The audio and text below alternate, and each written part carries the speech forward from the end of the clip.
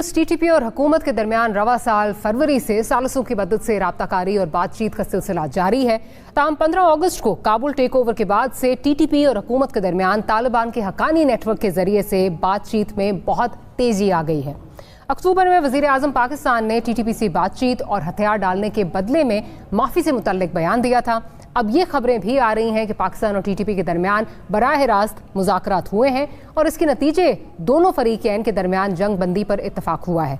ताहम इसके लिए कुछ तालिबान जंगजू हुकूमत पाकिस्तान रिहा करेगी।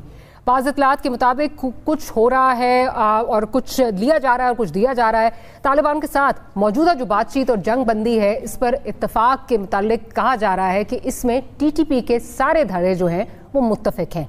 कितनी बड़ी ये पेशरफ्त है और कितनी हकीकत के करीब है, इस पर बात करेंगे। जनरल रिटायर्ड अमजद शुएब साहब हमारे साथ मौजूद हैं, साथ ही साथ ताहिर खान साहब भी हमें ज्वाइन कर रहे हैं और कुछ ही देर में हमें इम्तियाज़ गुल साहब भी ज्वाइन करेंगे। तो जनरल साहब, आपसे गुफ्तगू का आगाज़ करती हूँ। पहले तो क्योंकि ये अक्टूबर में जब प्राइम मिनिस्टर ने ऐलान किया था तो दूसरी साइड से बड़ा एक सख्त जवाब आया था और बड़ा मनफी जो है रवैया दूसरी साइड से दिखाया गया था। ताम इस वक्त अगर बात करें तो ना हुकूमत पाकिस्तान ना तालिबान इसकी कोई तस्दीक नहीं कर रहा। देखिए, ये काफी देर से सिराजुद्दीन हक्कानी और कुछ हमारे अपने मीडिया के लोग भी मिलके कुछ ये आपस में दोनों को करीब लाने की कोशिश कर रहे थे, बातचीत हो रही थी और फिर एक मौका ऐसा मुहैया किया गया जहां पे कि ऑफिशियल लेवल पे भी बातचीत हुई। बहुत सारे ग्रुप जो हैं वो तो बात करना चाह रहे थे और चाहते थे कि अब ये मामला खत्म किया जाए, लेकिन नूर वली और गालिबन खालिद खुरासानी ये एक दो लोग थे जो कि इस रास्ते में हायल थे, लेकिन कहा जाता है कि अब वो भी इसमें शामिल हैं और वो भी बातचीत कर रहे हैं। बहुत सारे लोग ये समझते थे कि अब उनके लिए अफगानिस्तान में ठहरना या वहां से कार्रवाइयां करना मुश्किल होगा और उसकी वजह से उनको अब कोई ना कोई हुकूमत के साथ बातचीत करके रास्ता लेना चाहिए। और इस चीज की इंडिकेशन उन्होंने अफगान तालिबान को दी थी जब अफगान तालिबान ने उनको प्रेशराइज किया और कहा कि आप बातचीत करें और ये मौका ना गंवाएं, क्योंकि आपके लिए मुश्किल होगा अफगानिस्तान से अब कार्रवाइयां करना, क्योंकि अफगान तालिबान ने इस चीज का वादा किया होता। तो इस पे मेरा ख्याल है कि कुछ अंडरस्टैंडिंग बनी है। नेचुरली ऑब्वियसली गवर्नमेंट चाहेगी कि जो जो जो लोग बड़े संगीन मुकदमात में मुलव्वस हैं उनको रिहाई ना मिले, जबकि तालिबान की कोशिश होगी कि अगर माफी है तो फिर सबके लिए माफी हो, जैसे अफगान तालिबान ने की है।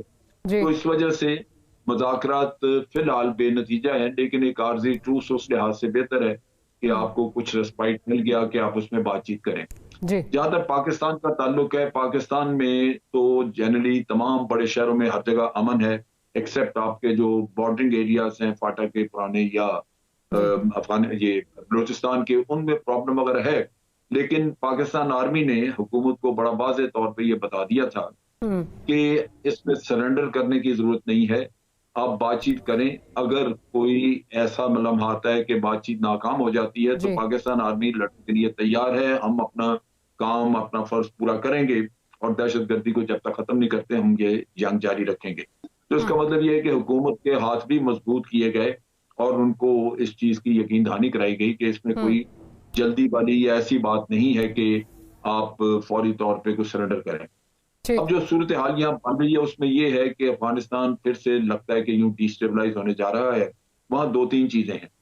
एक तो ये कि दाइश जोर पकड़ रही है, और दाइश जोर इसलिए नहीं पकड़ रही कि दाइश के वहां पे कोई बहुत ज्यादा उसके रिसोर्सेज थे। अब दाइश को बाकायदा एक प्लान के तहत CIA और दूसरे जो जो दुश्मन मुल्क हैं जो समझते थे कि हम अफगान तालिबान को वैसे खत्म कर देंगे, अब वो इनके सामने काउंटर इंसर्जेंसी ऑपरेशन से करा गया, यानी इंसर्जेंसी इनके सामने करवाएंगे दाइश से और इनको आपस में लड़वा के खत्म करने का। दूसरी तरफ पैसा लगा के वहां पे एहतजाज वगैरह ये चीजें अफगान हुकूमत को डिस्टेबलाइज करने के लिए की जाएंगी। अब ये अगर सूरत हाल हो जाती है कि अफगानिस्तान डिस्टेबलाइज होता है तो फिर तो वहां पे खुली छुट्टी हर कोई वहां से जिधर जी चाहे टेररिज्म करता रहेगा और पाकिस्तान को वही प्रॉब्लम आएगी।